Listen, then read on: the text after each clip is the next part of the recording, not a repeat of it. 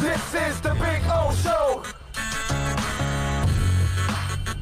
This is the Big O Show.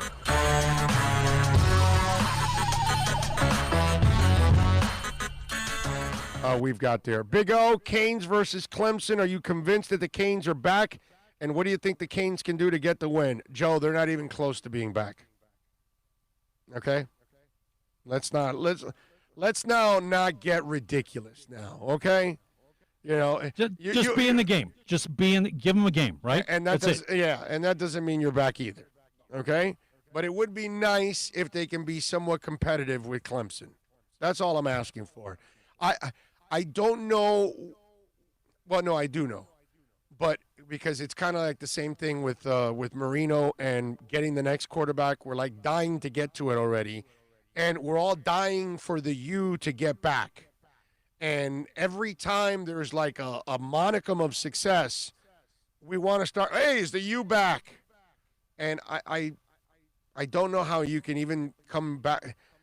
Let me ask, Joe, did you live 87? Did you live 89? Did you live 91? Are you old enough for 2001? Do you remember those Canes teams? Does this Canes team resemble anything that? There. That's all. I just answered your question.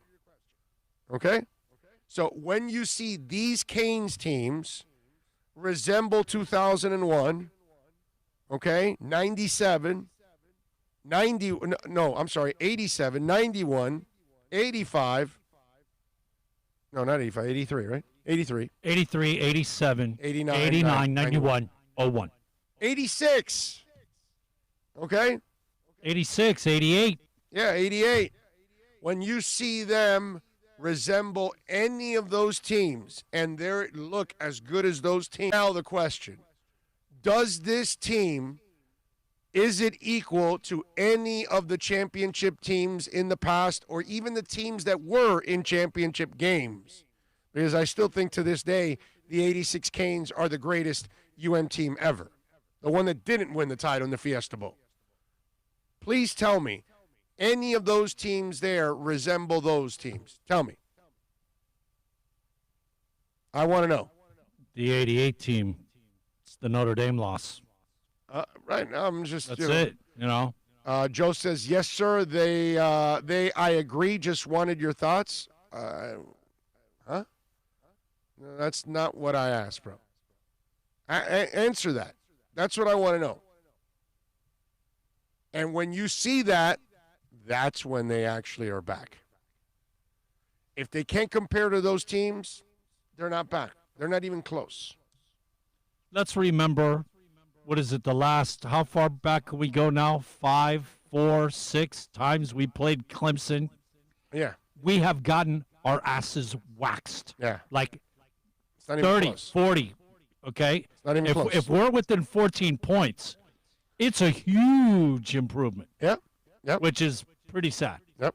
John Rouse is in the house. Wow. He is in.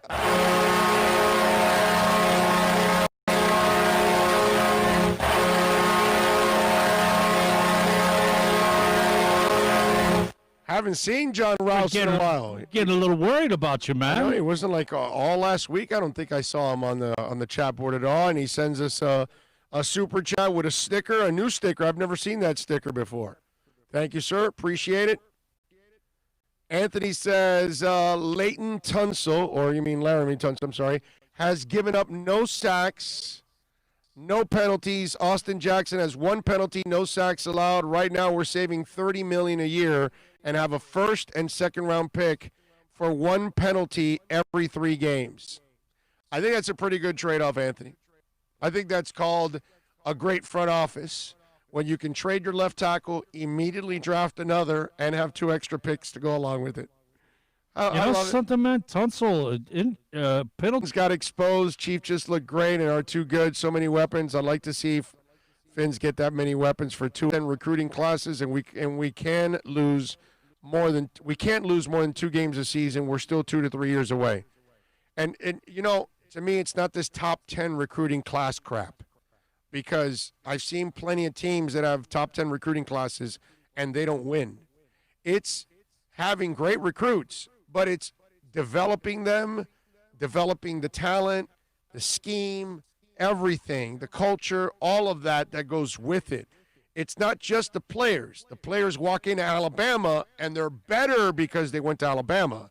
The players walk into Clemson, and they're better because they walked into a great coaching staff that has now been doing it for player after player after player.